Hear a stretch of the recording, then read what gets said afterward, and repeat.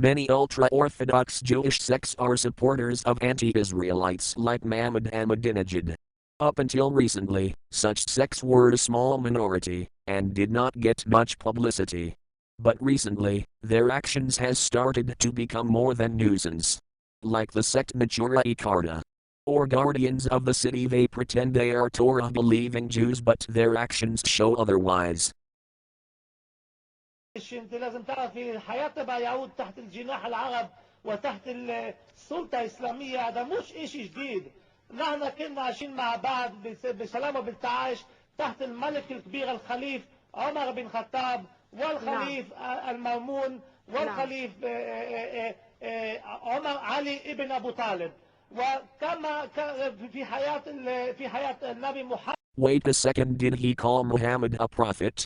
Torah-believing Jews do not believe Muhammad was a prophet.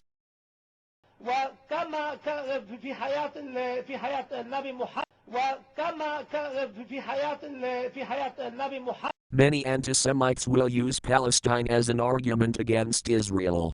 What many do not know is that the Muslims of Jerusalem were provoked by a man who was a Nazi SS leader and participated in the Armenian genocide, as an Ottoman officer stationed in Smyrna. Of course, what the anti-Semites will not tell you is that the British themselves appointed Haj Jamin al-Husseini as political and religious leader of the Muslims in Jerusalem, against the will of the Muslims. Al-Husseini was a descendant of Muhammad through the Al-Husseini clan of Jerusalem that settled with Saladin. After Saladin took Jerusalem, Al-Husseini instigated the 1921 riots in Jerusalem and never served his prison sentence. Al-Husseini was also an instigator of the 1936 riots in Palestine in which Muslims who opposed him were killed. Al-Husseini was a member of the Muslim Brotherhood and co-founded the Arab League.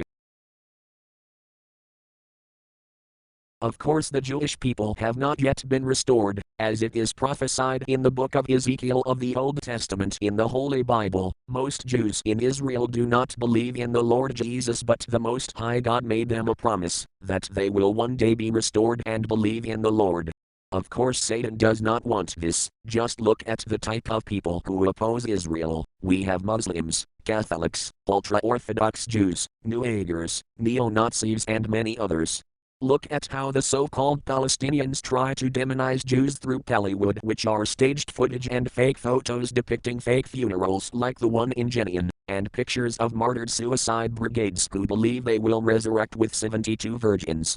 Somehow nobody complains about the time that the British broke their promise to the Jews and created the state of Transjordan and gave it to the Hashemite descendants of Muhammad. Then they appointed Ayman al-Husseini to be the leader of the Muslims in Jerusalem. Al-Husseini then went on to become a leader of the Nazi SS and provoked Muslims in Jerusalem, instigated anti-Jewish riots, and was given amnesty by the British themselves.